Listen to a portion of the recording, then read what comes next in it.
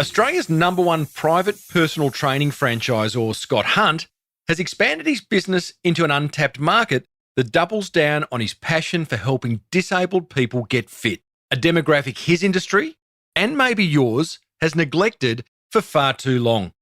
If you'd like to discover how your business can be more appealing to the disabled sector, then you're going to love this chat. It's an Access All Areas episode 626 of the 13-year-old, award-winning Small Business Big Marketing podcast. Well, I said, welcome to a small business marketing show, where successful small business owners share their souls to take your marketing straight to the lead. Now, here's your host, Mr. Timbo Reid. And welcome back to your weekly dose of accessible marketing. I'm your host, Timbo Reid, and I've got an insatiable curiosity for uncovering marketing ideas that help businesses just like yours to grow. I do that through weekly in-depth conversations with business founders that have walked the path before us. You, infinitely more importantly, are a motivated business owner ready to crank out some great marketing to build that beautiful business of yours into the empire it absolutely deserves to be. As per usual, team, there's marketing GOLD dripping from the ceiling over here at Small Business Big Marketing's HQ. So let's get stuck right in. Couple of things before we meet today's amazing guest. I'd love to hear what marketing is working for you, or maybe there's a particular episode you've loved. I'd love to hear about it. Leave me a message on the hotline by calling 0480 015 150 and I'll play it in an upcoming episode. That's 0480 015 150. Put it in your phone under Timbo. And for those of you searching for ways to wow those precious customers of yours, be sure to join myself and past guest John Dwyer on a free webinar this Thursday, March 9, in which we share our top proven ways for you to make your customers' day and have them talk about your business to others in a especially positive way. I'll show you how to create an amazing customer experience. My super simple way to get video testimonials will be on show, as well as a cool app I use to thank new clients of mine within minutes, sometimes seconds, of them buying from me. John will show you how to build a list of prospects and then communicate with them in an authentic way that moves them along your purchase cycle. Plus, he'll share the proven number one customer incentive in the world. You'll even have a chance to purchase it, and we'll show you there and then how to get results from it immediately. The webinar's free. It's limited to 100 seats, and you can choose between this Thursday, March 9 at midday or 7 p.m. Australian Eastern Standard Time. Both webinars are exactly the same content. We're just catering for different time zones, so you only need to go to one. Grab your seat at salesbooster.com.au/Timbo. That's salesbooster.com.au/Timbo. You'll also find a link in the show notes. Back in episode 474, we spoke to Scott Hunt, the owner of Fitness Enhancement, about how he built his business into Australia's largest private personal training franchise. A large part of that chat focused around his obsession with quality customer service. So it's worth going back to having a listen to that if you are interested in improving your customer service offering. 4 years later, Scott's back in the hot seat to give us an update on Fitness Enhancement, which continues to boom, now servicing over 2,000 suburbs Australia-wide. Not only was it recently awarded National Employer of the Year at the AusActive National Awards, good work, but more importantly, Scott has expanded his business into an untapped market that doubles down on his passion for helping disabled people get the benefits of exercise that everyone else can.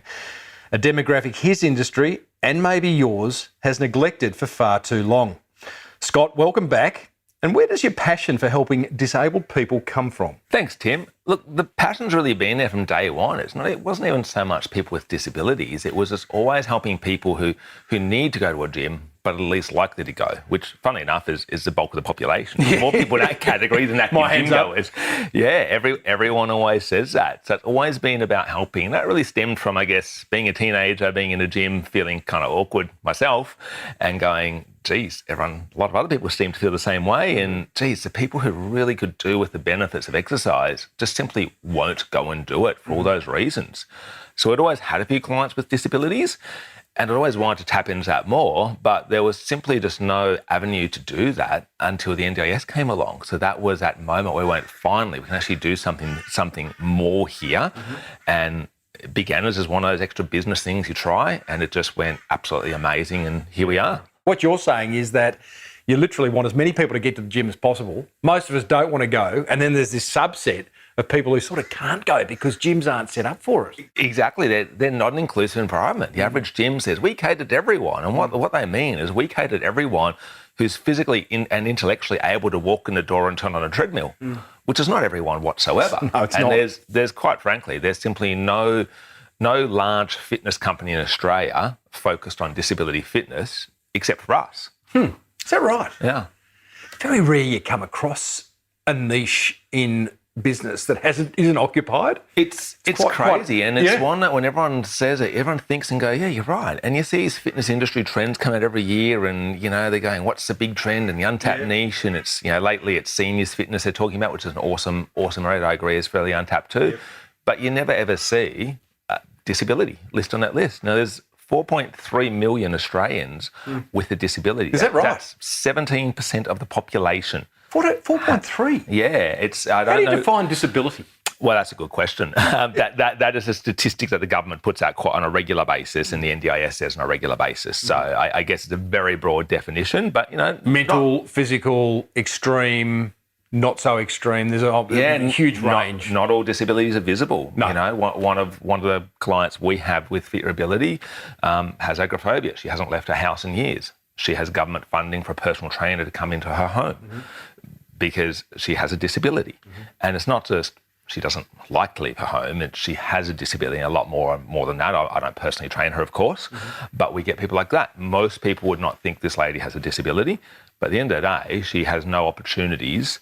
And at the end of the day, the NDIS came about as really trying to give people the funding to, I guess, get those basic human rights that we all deserve to have to make the most out of life. We'll come back to the NDIS, and for those who don't know what it is, particularly those overseas, it stands for the National Disability Insurance Scheme, which is a government initiative and which has helped Scott bring Fit Your Ability to life. But I want to come back to that. I want to sort of drill down, though, first and to have a bit of a discussion around niche, because my listeners know that I do love a good niche. You say, and I quote, following your passion will lead you to your niche.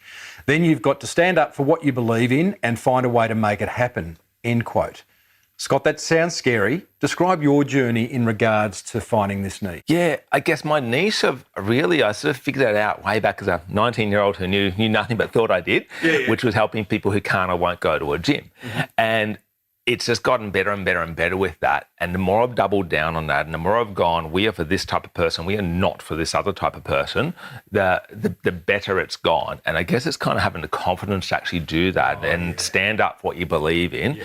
And even if you upset some people with what you're saying, I upset the occasional bodybuilder out there, but I'm fine with that. They're fun to upset, aren't they? Yeah. I saw a bloke walking down the main street of Noosa the other day. I reckon he had 5 hamburgers under each arm the way he was sort of wandering with that strut, swagger. He's pretty proud that you saw him, of course. That's what it's all about, right? Well, I just wanted to be like him, really. Yeah, so you do polarise, and that's good. That's the part of niching is say, hey, we represent this and not this. We represent people like you and not people like you. Exactly, and from that marketing and niche point of view, if you've got people extremely passionate about your business, you're also going to have people that are passionate and probably not liking what you're doing. Now, I don't think I have that many people like that, you look at, I don't know, CrossFit in the fitness industry is probably the prime example there. It's done a brilliant job of people loving it, but it's also had a lot of people really hate it. I don't think we're that polarising, and guess nor what? do I want we to all be. know about CrossFit. Exactly. Even if we don't do it, that's right. Exactly. But there's no brand in the fitness industry that's focused on special needs or disability at all, except for us. On a larger scale, I should say. There's plenty of great independents doing a brilliant job, but as a larger business, there's no one but us at the moment. You did mention that word courage, and you do need to be brave to do what you do in drilling down into a niche, an inch wide and a mile deep. And was there a moment where you got the wobbles around that and going, look, it sounds good in theory, it's a nice too, because in particular your niche is helping people with disabilities, so there's a lovely outcome to that. But did you at some point go, oh, hang on, this is... Honestly, there wasn't, because I'm, as much as I've had big ambitions. I'm not a fast mover because I try to do it the right way, not the fast way. So there's plenty of time to think it out. So back when we last spoke, we had just become NDIS registered. It was fitness enhancement, NDIS registered PTs. Yeah. And at that stage, it was going great. We've then gotten more registration categories, which I'll explain in a sec. And then we've done the name Fit Your Ability. So it's been a slow increase. Are you a slow, considered mover because you've got, and I don't know whether you have got dough in the bank or not, but the pressure's off, or have you always been that way? Because there are business owners listening who go, I'd love to be more considered, but I can't afford to be. I need to make a sale today. I'll probably overanalyse too much, really. So you need to loosen up, brother. But having said that, I'd rather do it a little bit slower, be a little bit smaller, do it the right way than go faster and risk it. So well, I guess I dream big, but I'm not crazy fast to move on it. Do you frustrate yourself in that regard, or are you very happy that you've been given that? It's a superpower. Being considered is a superpower because I ain't got it.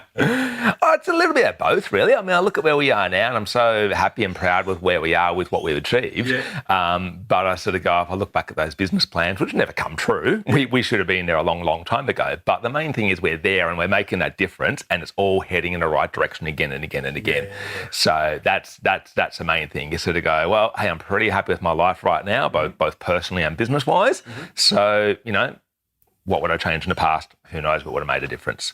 Just on that niche discussion, another quote from you. If your niche doesn't have an industry, create it, you say. Yeah.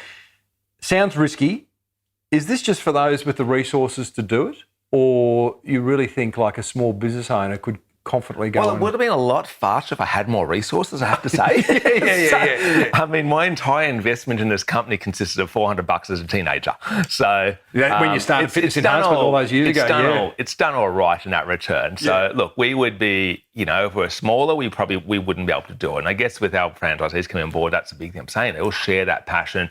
They're normally doing a great job as PTs with a couple of clients with disabilities, but they can't tap into it. It's just not realistic to build a bigger brand and so on. Obviously, you can do it to some extent, but they can't achieve what they want to achieve without getting the power of someone bigger in there. So that's a really important factor. How do you know if focusing on your passion makes good business sense? From your point of view, and we are going to go a bit deeper into NDIS later, because it's a bit of an elephant in the room, yeah?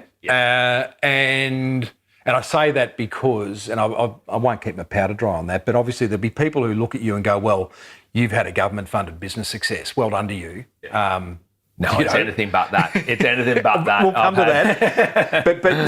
But the point being here, if you identify a niche and it's making sense to you, theoretically, how do you know it makes good business sense? Yours was partially funded by the scheme, the government scheme. But there would be a lot of other business owners sitting here going, well, I've come up with a niche. And I think if I go back over that, 20 years of, the amount, I'm sure your listeners have been in that same entrepreneurial sort of mindset that you and I are, right? The amount of things you try over the years that either don't work at all and they fail miserably, and hopefully you're smart enough to cut them off before it severely affects you, or they work, they just don't work as good as you expected, is massive. So I've had no shortage of things like that, where they worked good, hence where we are today, but they haven't worked as well as expected. So there's no shortage of that. So for me, it was more, the NDIS began as just another one of those things where it's like, gee, I reckon I'm onto a winner here. As I say, every single time I roll out something new. Some of those ideas that didn't take off, were they ideas that you did spend time and lean back in your seat and really considered, or were they absolutely? No, always well considered. Always well considered. Always. I never do something not well considered. There's a couple of failures in there as a result of being considered. Always. Give us an example of what? Look, there's lots of things. I guess one of the ones was we had a lot of boot camps in local parks and different things like that, and that didn't. I guess failure is a strong word. It didn't work as well as expected. And then when council started changing rules in parks, we went, it's doing average, it's not doing great. Let's change that. Let's do something different. I wonder whether too, inadvertently, that because fitness enhancement was based on private personal training sessions. It recognised that people didn't like going to gyms. you get looked at, you get judged, there's people bigger and fitter than me and all this. You walk away feeling worse than you walked in. Yeah. So you sort of went, but the boot camp thing went against your whole offering. Exactly, and that's what I realise now is that stick to what your personality is. Your business is kind of a public reflection of your private personality in some respects. I'm not a shy-off person. I'm an introvert. I don't like showing off in front of crowds. Yes. All my best customers are like that. All my best trainers are like that. Yeah. And then we launched a boot camp that we still went, there's no muscle man. It's small, it's private, it's personal. But just as soon as you put that word boot camp on it, it doesn't work. Not for your brand. Exactly, not for us, no. So I've had plenty of little things like that have been that learning curve. So when we've then come to naming and growing Fit Your Ability, it's really, I suppose, 20 years of successes and failures being put together to get it really right. You keep mentioning fearability. Is this a brand name? Fit Your Ability. Oh, Fit Your Ability. Because you were talking earlier about the notion that there was fear around many people with disabilities going into gyms. I thought, okay, so he's created this term fearability. It's not a bad one. I might have to use that. Let me just get my invoice book out. I love that. Well, there's probably something in there. Fit Your Ability, sorry. Yeah, Fit Your Ability, which is the offshoot of fitness enhancement that services those with disabilities. Yeah. People with disabilities going to gyms, obviously, you recognise that you saw firsthand that this is just not a good thing. There's an industry that completely turned its back on those who couldn't either make it in or for whatever reason. Exactly. The fitness industry, to get blunt on it, the fitness industry is about getting fit people fitter. And by fit, I mean if you're physically and intellectually able to walk into a place, you're fitter than many, many, many millions of people. And even a lot of people who are, somewhat healthy, middle-aged, just don't like gyms, they'll still never walk into that place. So the fitness industry, it's not that they've turned their back on it, I guess, so much. It's more their focus has been on getting fit people fitter. And, if you look at sort of, only about 5% of the population goes to a gym on a regular basis. Is that right? Yeah. So depending on the numbers you hear, depending on the numbers you hear, about 18% of the population has a gym membership, and only about 1 in 4 gym members go on a regular basis. So, ballpark is that where figures, the gyms make their dough? Pretty much. By people not going? Pretty much. What a flawed model. Yeah.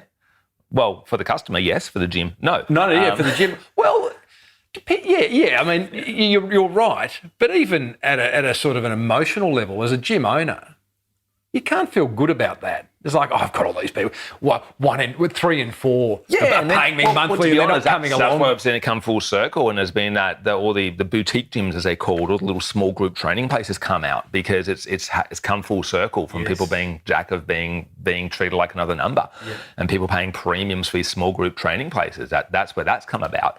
But the problem I have with them is they're still all just targeting getting the fit person fitter. So that's where we come in. So back to, I guess, aligning with our brand and not doing boot camps and so on. When the NDIS came out, that was just the opportunity to do that, and it ticked every single box, both with what I was personally passionate about, what my skill set was, what my team's skill set was, where the opportunities were. It ticked every single box. It's on that notion of gyms. What did you say? 1 in 4 paying customers go regularly, so 3 and 4 aren't. I've always wondered, because I've been one of those 3. I've been the 3 and 4 and I've been the 1 in 4. When I was with the 3 and 4 and having a gym membership and not going, not once, and I've done it more than once, by the way. Not surprising, right? Yeah. Not once did that gym reach out and say, hey, Tim, haven't seen you for a while.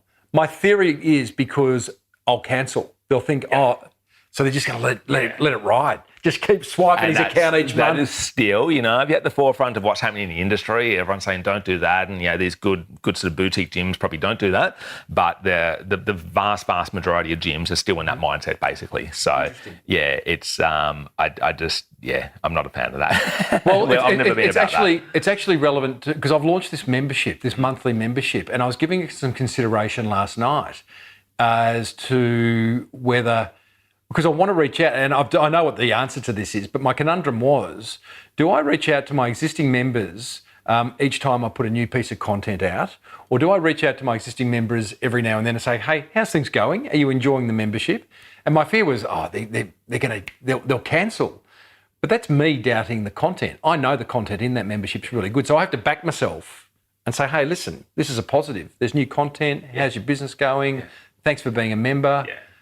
And just know that if the content's good, if the offering's good, they're not going to cancel. Likewise for the gyms. Anyway, I digress, mate. You take me down. And you know what? If there's that personal touch and people just treat as individuals rather than numbers, then in any business, that makes a massive difference, doesn't it? So when you walk, are you now sensitised, given that you represent and have this wonderful offering for people with disabilities, are you sensitive to the fact that there is a lot of other businesses in a lot of other industries that still don't get people with disabilities? Do you look around and see things that... I think for me, it's made me realise how I mean, we're always a very inclusive business. The fitness enhancement, we've got our 100% private studios, which is a concept I developed 20-something years ago. We've always been really inclusive to it and provided those environments for people. Hence, we always had a few clients with disabilities.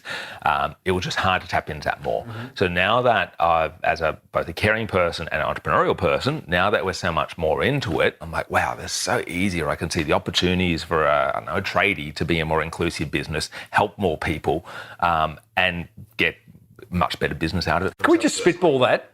Just sure. Back and forth. So, okay, you look at a tradie. How can tradies all of a sudden be more accessible? The easiest one is just setting up a couple of web pages talking about disabilities, inclusiveness. If you've just acknowledging the fact that, hey, I have empathy towards another group of people. There's a good chance that a tradie at some stage has built a ramp in someone's house who can't walk up the steps anymore. Yep. Get some photos out on your website. Yep. That's one of the big things for us. I mean, for us, it's one of the simple ones is you Google NDIS personal trainer, and we rank number one in Australia, typically outranking the government website. Oh, wow. So that's significant. Yeah, and that's obviously been a really big thing. And then after that, we just develop a lot more content with it. Mm-hmm. So we know then that person searching around, and if we try to go broader than just my business, we know that person searching around for whatever for disabilities, if it's around along the fitness lines or the exercise lines, they're probably going to stumble across our site. Mm-hmm. So there's no reason your tradie or your digital marketer or whatever, digital marketing one, I hope they're doing that already, wouldn't you? But they're probably not. Probably not. Honestly, so yeah, that's right. There's no reason why they can't set up a few more web pages around those lines. So if people Google it, they'll be found. Well, as long as the offering is there, as long as it's a genuine offering. Of course, not just it's got to be genuine and so on. Yeah, exactly. Of course, it's got to have, there's no point, good products are best marketing after all, right? Yeah, 100%. Yeah, 100%. You've been listening to my podcast? Once or twice. You're the one. I knew there was someone out there. What's your most memorable moment now that you've started Fit Your Ability? What's been you must get some pretty emotional little moments along the way. It is amazing. It is amazing. There's so many different little achievements people have got, and I think seeing the passion our trainers have actually got for it. So we've got the mix of people who work direct for us and the franchisees have got their own business under our registration. Seeing the passion where they're going, wow, this is so amazing. All of my clients now are my perfect type of client who I get to really, really help, as opposed to it was very hard to help them with a disability. We're turning people away because they couldn't get the funding and so on. Mm-hmm. So that's been a really, really massive one. And just being able to see, I guess that proud face and the confidence someone gets out of being able to, simply do something they physically couldn't do before. Mm-hmm. So there's so many different stories of people able to just do something physically that they just thought it wasn't possible to do. Get in a little bit of quality training with a trainer who cares and amazing, they can do it. I imagine there's a whole lot of business owners listening to this and thinking, well, okay, so what Scott's saying is that we should be more empathetic towards people with a disability. And Scott's done that with his business and created a whole offshoot to do that. But it sounds expensive. It sounds complicated. There seems to be a whole lot of blockages in people's minds as to why they shouldn't. I don't understand people with disabilities. There's a whole, you can find a lot of reasons not to. Well, I think the simple reasons on going on just a simple, overarching, simple and basically free thing that any business owner can do out there is just what we just discussed. If you go the whole hog and you do what we did, really NDIS registration is essential. That's the catalyst for then getting that income coming in, because that's basically, it's almost like a stamp of approval. It is a stamp of approval, I should say. And it's actually being able to accept that all the types of funding and have the disability industry see that you're a specialist basically within the disability industry. So that's absolutely critical. The average small business, whether you be a plumber or a personal trainer, simply cannot afford to go through that process.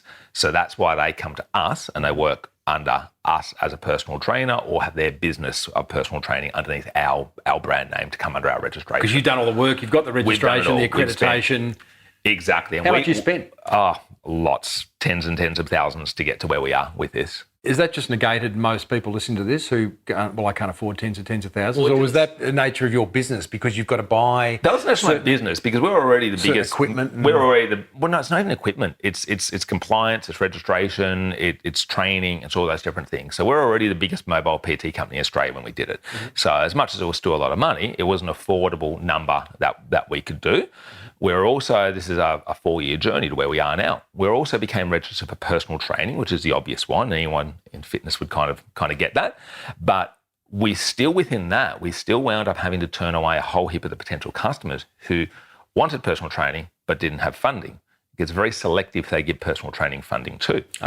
So we went. So just to be clear here, because we're going down the path of NDIS, you're applying for that accreditation through the government, and then there's a whole lot of line numbers or whatever they call them that say, okay, you know, as fitness enhancement, we can endorse you or credentialise you for these, like personal training in the home. I don't know, making it up now. Picking you up from home and taking you to a gym or whatever it may be. And you've got to go through each one of those individually and go, what have you got funding for, basically, and all lines back to the goals. So, I think hopefully everyone knows that exercise is great for everyone for so much more than weight loss.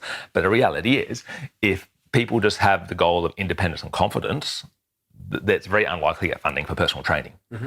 But what they'll have is they'll have funding for core support. So we're getting a bit more techy now with it. Core supports is essentially, so in layman's terms, it makes us a disability support company. So we've then gone a couple of years after personal training registration and realising it's not quite, so it was great, but we're still turning away, the vast majority of people who want to train with us because they didn't have the right funding. We've then gone and done core registrations, which means we're essentially a disability support company with a whole heap of different line items. But we want to keep that focus around sport and fitness. Tens of thousands of dollars, because that's scaring me. For a business like you. Yeah. Any business owner listening who thinks, hey, I would like to appeal with people with disabilities.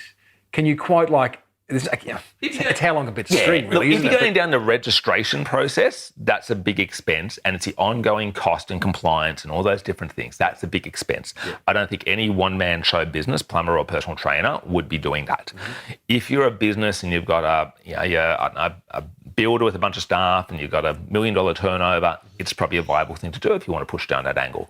Mm-hmm. But regardless of that, everyone can spend a few hours making some Facebook posts and some website pages about how you can support people with disabilities a little bit more. Let me give you an example close to home. My girlfriend Sarah has a business called heartache2happy.me. There we go, a little plug for Sarah. And she is working with women she's helping women who are going through a breakup be their best self. Yeah. That's what the business does. Obviously, there are women within that subset who have a disability. Yeah. Could Sarah apply without spending tens of thousands of dollars on some level of NDIS accreditation so that the people with disabilities who choose to work with her are going to have that government funded? Yeah, it's a long answer to that question.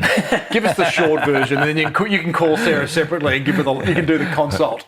The short version, I actually made a webinar answering exactly that, actually, for the personal training industry. So there's a short answer. Okay, watch the webinar. Because it's on my website. I'll send you through the link. So, I actually made a 1-hour webinar on that because... When you say that... Not that, but intrinsically personal trainers going, I want to do more with the NDIS. How do I do it? Should I register? Okay. Should I not register? You can accept some NDIS funding without being NDIS registered as well. There's a lot of grey areas in it. There's a lot of things done wrong.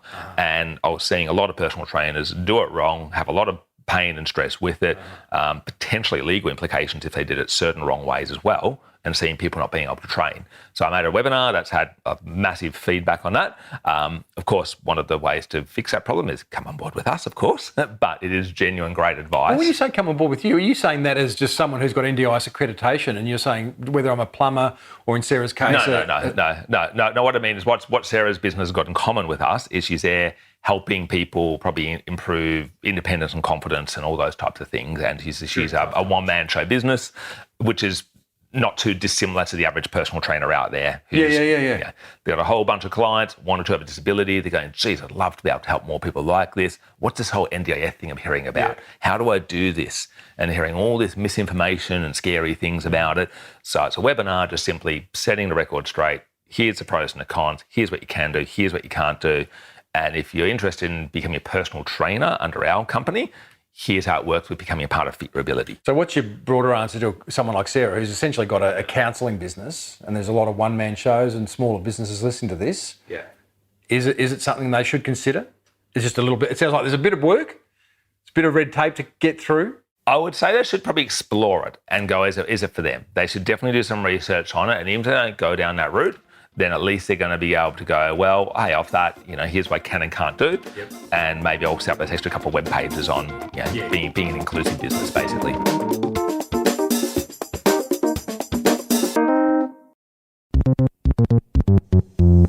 Let's acknowledge the elephant in the room. We keep going. We keep touching that. Yeah. We get touching that elephant. Yeah. Now, whilst National Disability Insurance Scheme has funded your success with Fit Your Ability to some extent, and you can explain what extent that is, you say it isn't the reason for Fit Your Ability being successful.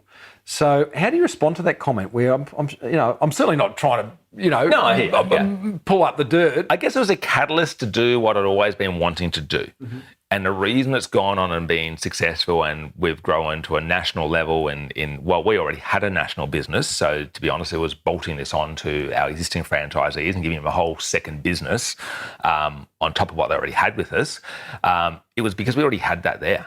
So we already had it all there. We just needed, I guess, the partnership, if you want to call it that, with someone to be able to actually grow. So yeah, if I was 19-year-old me and I'd just got an NDIS registered, there's no way I'd be able to do it. I wouldn't be able to figure it out. No way at all. Even if I had a team working for me, I wouldn't be able to do it. I imagine it's created a whole industry of businesses that consult to help you become NDIS registered. Exactly. So we've had some people who are a whole lot more about than I do who have helped with that and continue to help us with that, because not just a registration, it's the ongoing compliance with it, and then having passing midterm audits and then all those different things that come up, basically. Adaptations to your business in doing this, Scott. You've obviously had to, I imagine there's been some physical adaptations in terms of access to your private training studios, or maybe buying vehicles that... No, there hasn't, to be honest, and that's a really common question we get. So when we talk disabilities, we get a broad range of disabilities we work with. It's a very diverse population, basically, as is every niche within the world. So no, we were already set up that way. We had separate private training rooms. We had plenty of space. If people come with wheelchairs, we had plenty of space. Our mobile personal trainers go out to the person, of course. But you were ready to go. Yeah, so we were already there. Now, whether someone have a disability or they simply have an injury or be morbidly obese, often the mobility is not too different. There's many variables within that, of course, but we were already doing that. We were already helping people who did not have a disability, but they were 80 years old and simply a frail 80-year-old, and we had to help work around those things to find a way that we could help them. So yeah, that's been, I guess, one of the big fears we get with trainers coming to us, which is a great fear. It's like, I don't have any experience or qualifications in disability.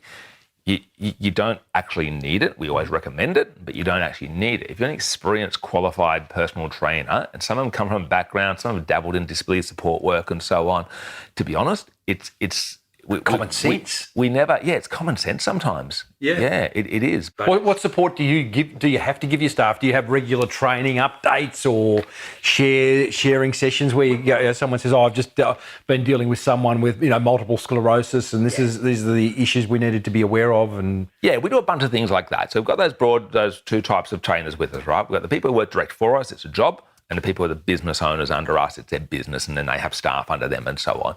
So we're always putting out regular updates and training, different things. And we're just saying to them, whether someone be able-bodied or not, when you come across a client and there's something you don't know about, call us and talk it through. And I guarantee we'll have someone in our team, even if it's not in my direct office, it might be someone in another state who's going, I've had a client with that exact disability, let's give them a call, let's talk it through. So that's part of that whole teamwork that we've always had. Mm-hmm. So that's been really important, pushing into new areas where, to be honest, we're getting disabilities we haven't dealt with sometimes. You have Fitness Enhancement, that's your original business. You've created a separate website called fityourability.com.au, which is essentially, in looking at it, it just looks like it's Fitness Enhancement's website with changing of messaging, talking directly to people with disability, which is a great outcome because you're not recreating something from the start. In terms of marketing to people with disability and the separate website, your messaging and outreach, is it that much different to to just talking to people without a disability, or is it just the language? It's just the language. It's just those small differences. I guess part of it is too, we need to, with fit your ability, we need, where the key is being able to talk to the people who work in the disability sector.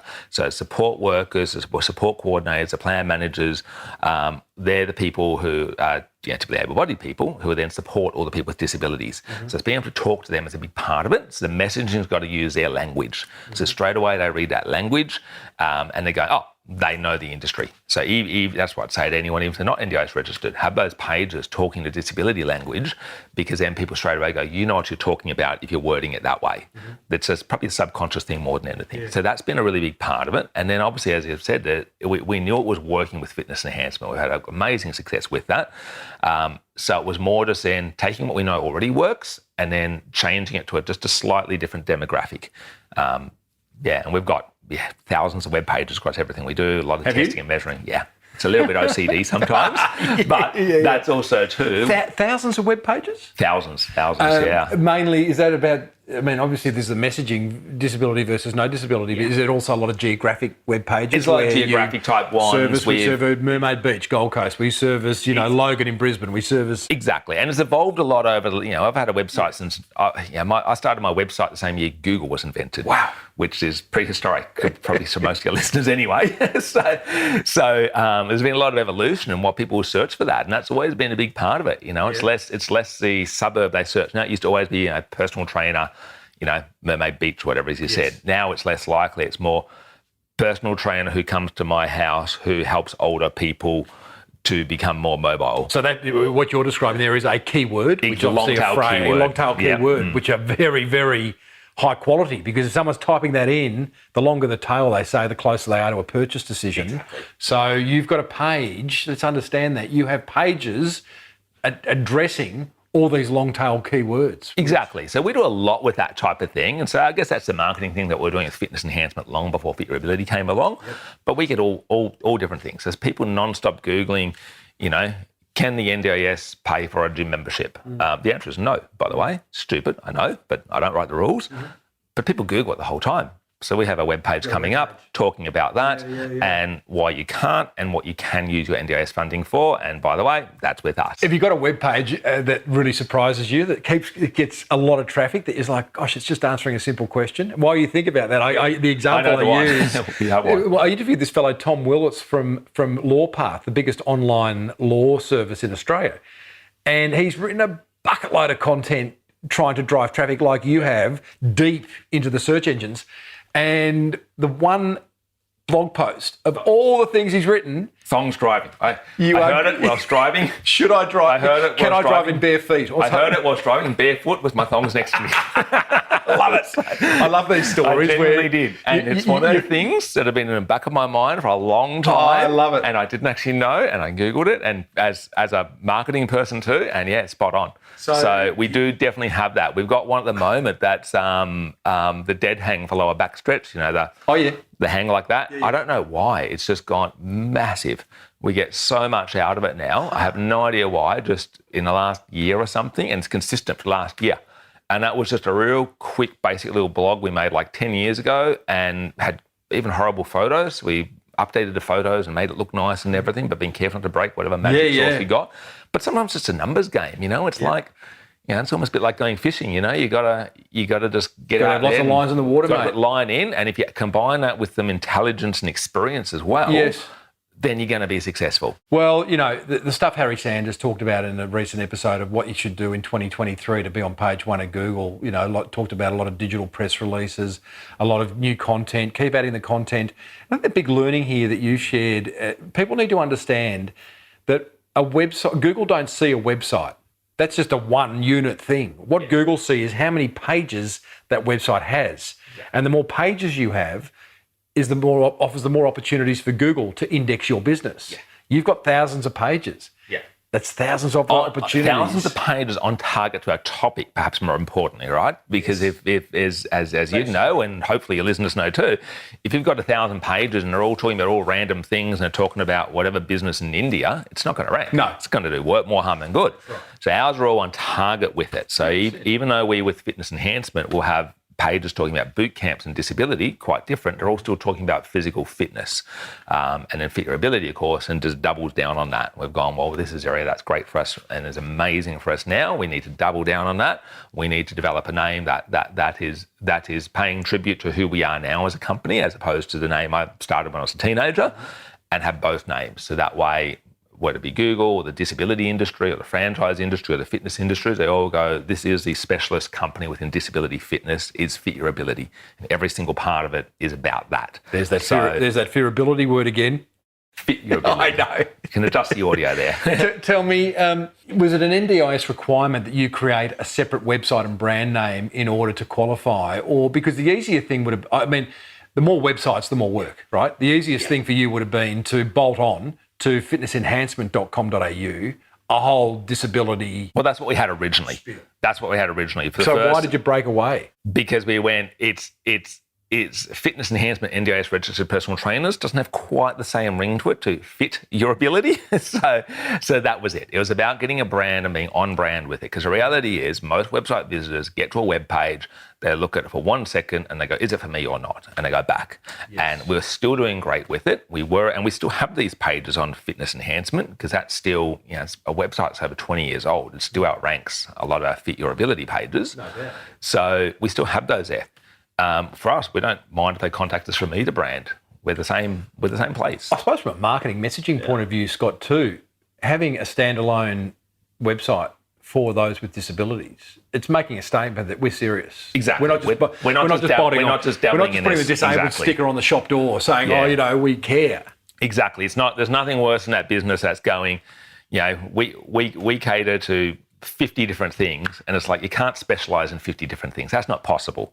Now, our fitness enhancement website, I feel, was still about we cater to that certain demographic, which includes people with disabilities, but we went within our niche, and it's been amazing results. And also, too, part of this is for us to get more personal trainers on board as well. I was going to say, as a brand, I mean, you're always looking for you're always looking for franchisees. You are looking for personal trainers to work in with those franchisees.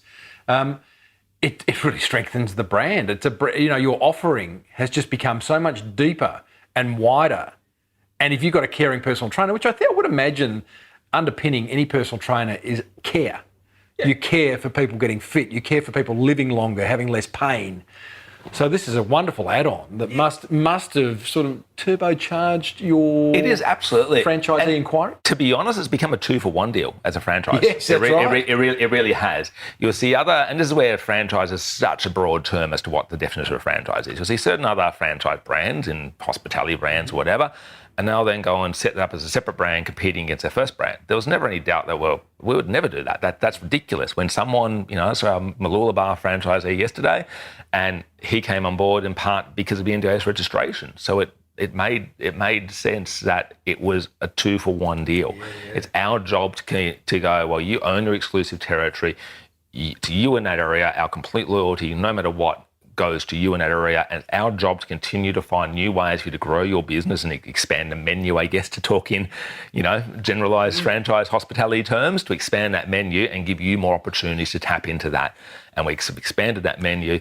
We've done NDIS registration. We've then made its whole extra brand. Every franchisee's gone, that's amazing, we want to do it. But it gives them the option as well to then go, well, which part of it do I want to double down on? Where's my biggest passion? And the resounding thing has always been the Fit Your Ability side of it now, more so than the fitness enhancement. So both are great. All offerings are there, no matter what.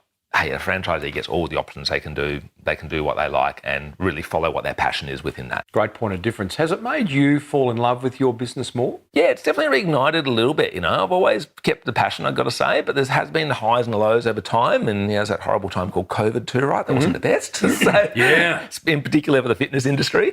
But to see that, wow, this is just every person I talk to, we go to a disability expo and, have our stand, and every person comes up like, oh my God, wow, a personal trainer who helps people with disabilities, that's amazing. I've never heard of it. So to be hearing those things and seeing that we're making a difference is amazing. I love the fact that you're going to dedicated trade shows. Well, that's the funny thing. We're the only one at the various disability expos. We're the only out of hundreds of exhibitors. There's probably a dozen or so exercise physiologists. We're the only personal training company there. Wow. So it's so incredible to listen to a business owner who's stumbled on something new. what do they say? A good idea has 1,000 fathers, a bad idea is an orphan. And you've identified. That's the other one I like, is the ideas are nothing, it's the execution that matters, right? And, again, there's no shortage of great PTs out there who are just as good as all of our people going, I'm doing an amazing job helping these people with disabilities. But as individuals and separate people, there's only so much impact they can have. Mm-hmm. They're amazing face-to-face PTs. It doesn't mean they're great business owners and marketers. 100%. So that's where then hopefully they come on board with us, and then we can let them do what they do amazing and then help them build that business around it and all join forces with that same common messaging as fit your ability. That's what we're really after. Why wouldn't they? It just makes absolute sense. Yeah, they're not going to go through this process themselves because they're one-man shows. And you've explained that you've already been through it, spent tens of thousands of dollars. Yeah. Geez, if I was a personal trainer, flying my own flag, I think I'd give serious consideration to joining Fit Your Ability or Fitness Enhancement. And that's one of the big things we say. Just explore the options. I guess to answer that, why wouldn't they? One of the most common things we get, here's the other elephant in the room, right, with the franchising thing, is some people also go, well, I want to do it my own way. I want to do it my own thing, and it's. Franchising is such a generalised term. If you think McDonald's, there's only one way to make a quarter pounder, a chef would never buy that. They should not buy that. There'd be a horrible franchise for them. But franchising is such a generalised term. Not everything is a cookie cutter process. For us, we don't tailor or train. No, not everything is. It's interesting you say that because with franchise, and I speak at a lot of conferences, and sometimes in franchise conferences, I think, oh, gee, I'm about to share some marketing ideas with this audience. They might not have the power to implement because they're franchisees at the behest of the franchisor. And the upside of franchising, I thought, was you're buying into someone else's brand. They've done all the work. They've got all the systems and processes. They know what this brand stands for. They know how to market it.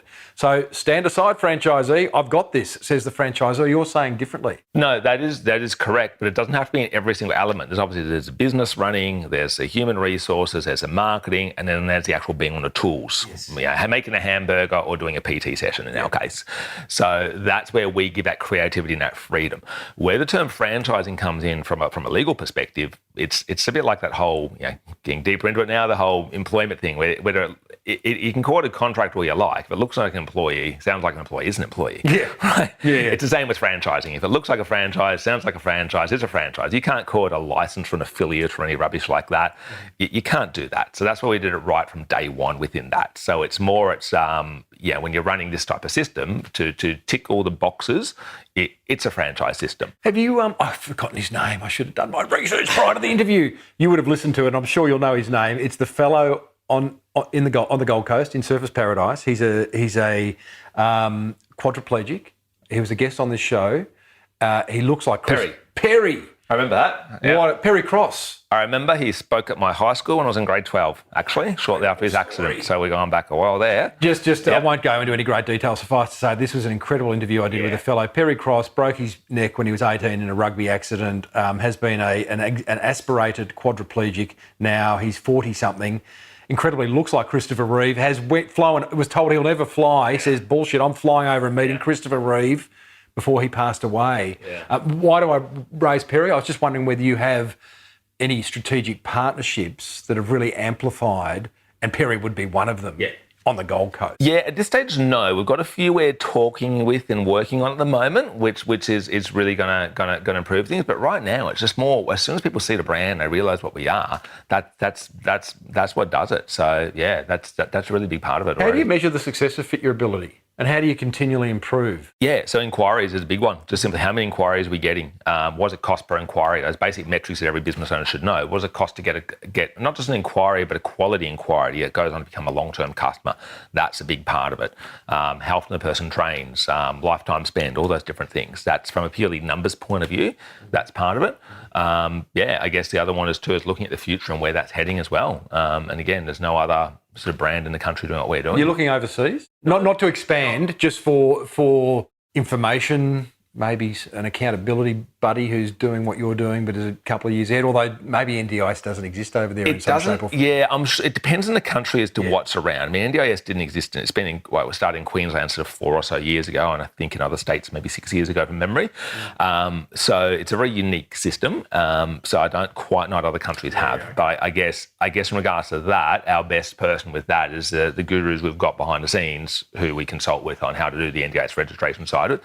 The rest is building a business and a brand. It's just we've got that tick of approval and that unique way of people being able to pay us. NDIS may not be around forever. Nothing is. You've put all your eggs in one. Well, have you? Have you put all your eggs in one basket with Fit Your Ability that it relies on the NDIS scheme to exist? No, well, there's sort of 6 eggs in the Fit Your Ability basket and 6 in the fitness enhancement basket still. Good. So I've got a dozen. Exactly. Look, it will evolve and it will change. And I'm sure people see in the media all these stories. Well, it's costing the government a bomb. There's billions of dollars spent on it, and there gets a lot of criticism and there's a lot of changes. I guess the big thing I see is the impact it has on people's lives. So as much as it's not a perfect system, I see the impact it's had on people's lives. So that's a pretty good system. So I do think it will change. Exactly. I do think it will change, it will evolve and so on.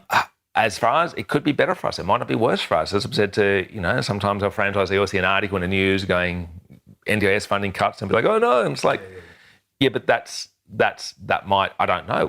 No one knows, but it could be good for us, because if it means that then it would be horrible if it happened. If it was even harder to get NDIS registered than it is now, then we keep being the only ones who are doing what we're doing. I don't know, but change is the one thing I do know that will happen. But that's also too why I have those many different areas. We're still a regular personal training company. We've got franchising. We've got people working for us. We've got that diversity. And do you have any people with disabilities as franchisees or PTs within the business? Actually, we do actually. So one of our newest franchisees, she's been a staff member with us for 6 years, and she just bought the franchise from one of our other franchisees. She's an amputee. And she's been a big part of the business long before NDIS as well, in that respect. Yeah. And so she can speak for people very firsthand. And look, it's been great for able-bodied clients too, because, they don't tend to whinge about having the sore foot when that's right. When Tessa's in likes to make an example of them. Good on it. So and she does a brilliant job with that. So I think that's it too. It's being able to see. It's like it doesn't. She's a great trainer. So a trainer of the year a few years ago. It's irrelevant. Scott, it's a great story in the making too. Any advice, just to finish up, for business owners listening across any industry about being more open to servicing people with a disability? Not just NDIS, but just generally speaking, just to open up a new door, a new revenue stream, potentially. I think just get to realise the diversity in disability, and don't be thinking, to quote one of the comments we had, someone was like, oh, but how would people get their wheelchairs in? It's a very naive comment to make, to assume that everyone's in a wheelchair has a disability. And the guy felt very awkward when I corrected him, of course. But just do your research to sort of learn more about it. Even go along to a disability expo just to look at the opportunities there and meet and greet. Before we did paid disability expos, I went along and just networked, and I was blown away by the support I had of going. I reckon that's a great idea. Go to a disability expo. I got my first sponsor for this podcast in the second year, I think it was, and I went to a small business expo, and I just looked around. I said, who's the brand that's appealing most authentically to the small business owner? It happened to be at the time a crowd called Net Registry, and history has it that they were a sponsor with me for about 5 years. Expos are a great way of doing it. I think it's great advice. Yeah, and it's, there's just something to be said about it. And I've had such great feedback from just doing that. So that'd be my recommendation to everyone. Is do some research, get out to an expo, learn a bit more about it. Watch that webinar I mentioned that they can send through to people if they want Send as well. Send us a link to that and I'll put it in the show notes. Yeah, because that will sort of educate people on it a little bit more as well. And just go, hey, how can I help people more? Scott Hunt, you're doing good work. If you are someone with a disability and want to get fitter, fityourability.com is where you should go and have a look, because they'll probably be servicing 2,000 suburbs. They're probably a PT in your area. And if you are a franchisee looking to, I take that back. If you're a personal trainer looking to join a franchise, then have a look at fitnessenhancement.com. If you're a personal trainer in general who's looking at going, how do I get help more people with disability? It might be that you're the right fit to work for us. It might be that you're the right fit to have a business under us. Either way, reach out and see what fits you. Scott Hunt, thanks, brother. Thanks. Well, there you go, team. Fit Your Abilities, Scott Hunt. Has he inspired you to think about how your business could be more disabled friendly? Or maybe it is already. Either way, give the hotline a buzz and share your thoughts with the rest of us. I'd love to hear from you. 0480 015 150, just like long-time listener Peter Harmer did regarding episode 623. Hey, Tim, it's Peter Harmer from Beverly Hills Business Machines here again. I was just listening to some more of that chappie with that meat and the bicycle shop. And I was thinking there's two things that stand out to me. One, his German heritage. I have German heritage. Germans just go hard in a lot of different things they do. I know other nationalities do too. The Germans are renowned for it. That's one thing. And the other thing is passion. People will always, in any industry, be attracted to someone who's got passion about what they do. And I really wish him all the best. He's really brightened my morning as I walked this morning. And I think that he'll be exceptionally successful. When I get to work today, I'm going to browse into his site and have a look at it all. Well done on what you do, and well done on him. Passion and heritage. Oh, Pete, thanks again, mate. I know you've left a couple of messages. Really appreciate you taking the time. Good on you. I agree too. Jake's heading for business superstardom. Not necessarily, like a mega huge business, but just the way he goes about each individual business that he has. He's got intelligence and wisdom beyond his years, I can't help but think. Hey, Pete, I'm not sure about the German going hard thing, though. I've got a bit of German in me on my dad's mum's side, but I'm not one for going hard, brother. I think I've got more of a tropical islander in me. Give me a hammock and watch me go hard on that. That's more to the point. Everyone else, be like Peter and call me on 0480 015 150 and let us know what marketing is working for your beautiful business at the moment. Put me in your phone, 0480 015 150.